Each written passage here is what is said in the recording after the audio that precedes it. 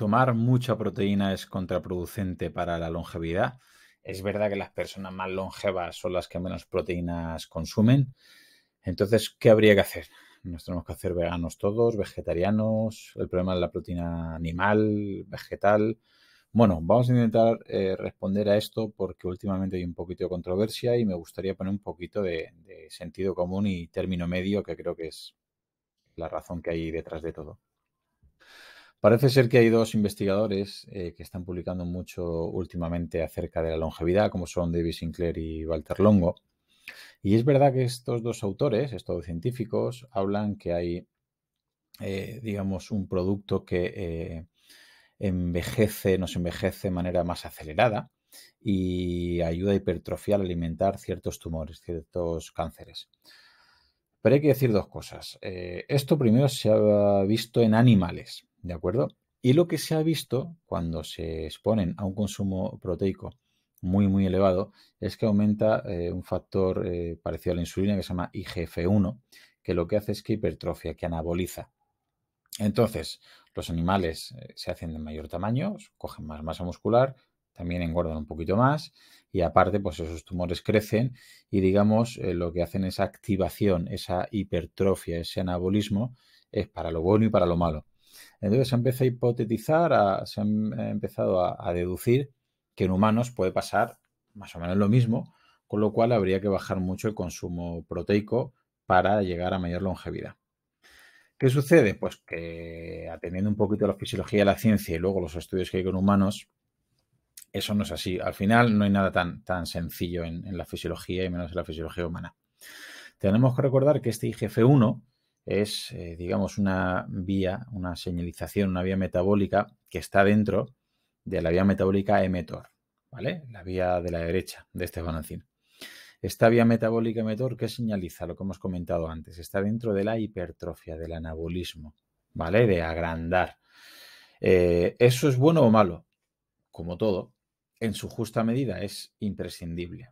Si está exagerada esa vía metabólica, pues vas a ponerte muy grande, vas a engordar mucho o vas a hipertrofiar órganos, tejidos o tumores.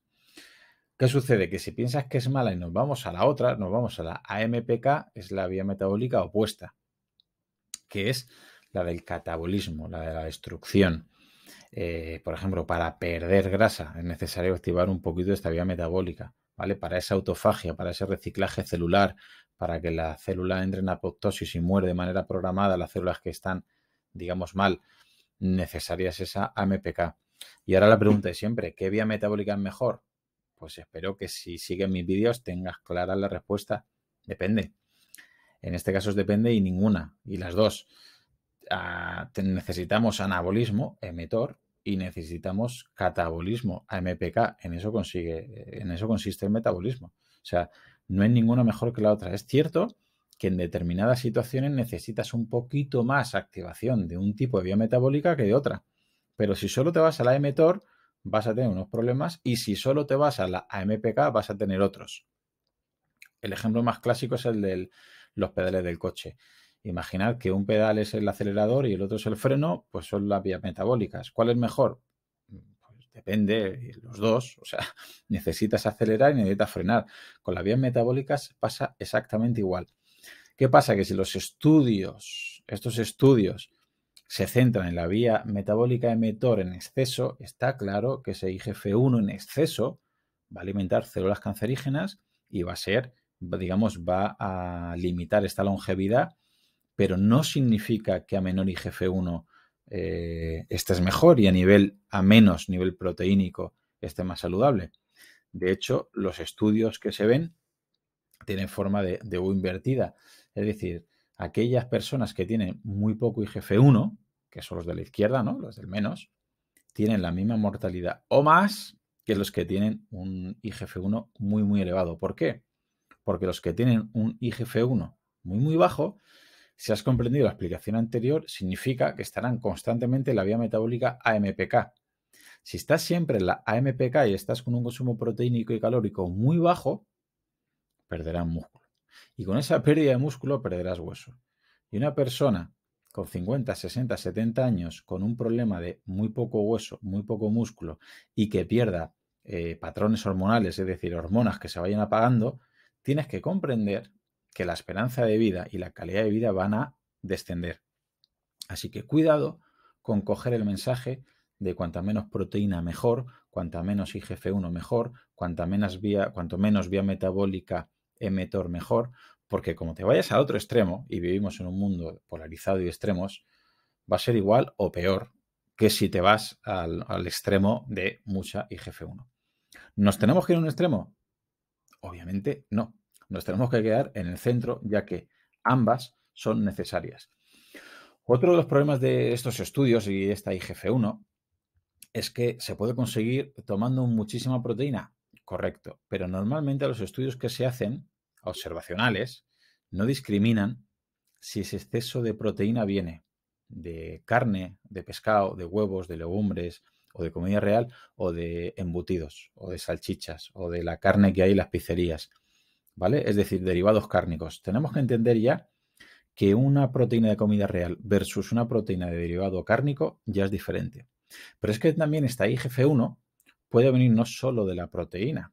Atentos, también puede venir de un exceso calórico. Es decir, si tú te hinchas a bollería, a repostería, a refrescos, aunque te hagas vegano pensando que vas a mejorar en ese sentido, ojo, no estoy criticando las dietas veganas que tienen cabida, pero no precisamente por este motivo, ¿vale? Porque tú puedes tomar refrescos, bollería, pastelería y demás, y puedes, sin tomar tanta proteína animal o sin tomar nada de proteína animal, puede subir muchísimo este IGF-1, ¿vale? ¿Qué sucede? Que al final, si coges esos estudios, claro que tienen mala calidad y menos longevidad.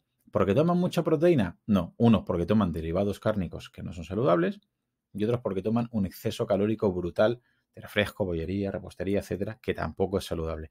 Y además esos contextos suelen venir con que no comen la cantidad mínima de fruta y verdura. Así que ya deberías entender que no es el problema de la proteína de donde viene todo esto. Además, otro aspecto más es que esta IGF-1, digamos, señalizador anabólico, si tú comes la suficiente o la cantidad de proteína para anabolizar, o de carbohidrato para anabolizar, y entrenas, esa señalización va al músculo. Y esa señalización, si va al músculo, no va, o va en mucha menor medida, a otros tejidos, a otros órganos y a otras células como pueden ser las cancerígenas. Así que tenemos que entender que una vez más entrenar puede ser entendido como un distractor para que tu cuerpo mande ahí el ambiente hormonal, mande ahí los nutrientes, mande los metabolitos y así ese IGF-1 sí que pueda estar considerado como saludable.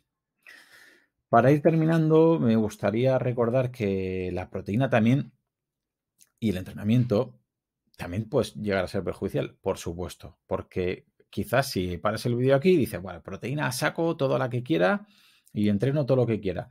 Recordar, si empiezas a tomar cantidades 3, 4, 5 gramos de proteína por kilogramo de peso corporal, no es saludable, ¿de acuerdo? Más de 3 no tiene sentido porque la ciencia no ha demostrado que tenga ningún beneficio, con lo cual, aunque no estén demostrados todavía todos los perjuicios, no tiene sentido que sigas. De hecho, para la gran mayoría de la población, entre 1,2 y 1,6 gramos de proteína debería ser más que suficiente. ¿De acuerdo? También es importante saber de dónde toma la fuente proteica. Recomendable, como siempre, de comida real, porque esa proteína estará compuestos con aminoácidos de buena calidad, más altos en glicina, menos altos en metionina, que ya veremos en otros vídeos, legumbres, huevos, pescados, carnes, etcétera. Evitando derivados cárnicos, evitando compuestos que no sean adecuados y sobre todo, si eres de los que te gusta la fuerza y te gusta hacer pesas y te gusta estar grande, tienes que recordar que si estás constantemente metiendo una sobrecarga calórica, un exceso calórico porque te gusta el volumen muscular y te gusta estar muy grande, simplemente al entrenar ya estás creando un poquito de autofagia siempre y cuando lo hagas de manera adecuada, sobre todo si metes un poquito de cardio.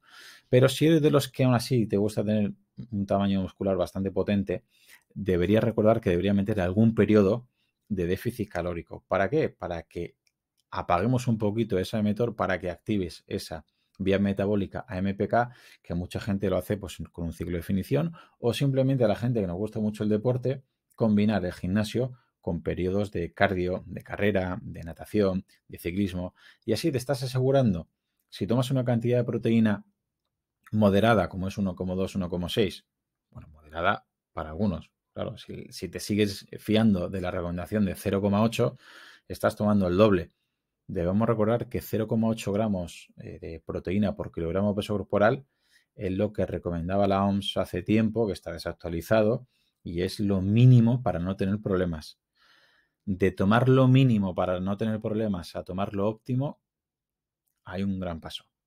Entonces, lo mínimo sería 0,8, lo óptimo seguramente esté más cerca del doble que ese 0,8. Pero repito, entre 1,2 y 1,6 podría estar bien.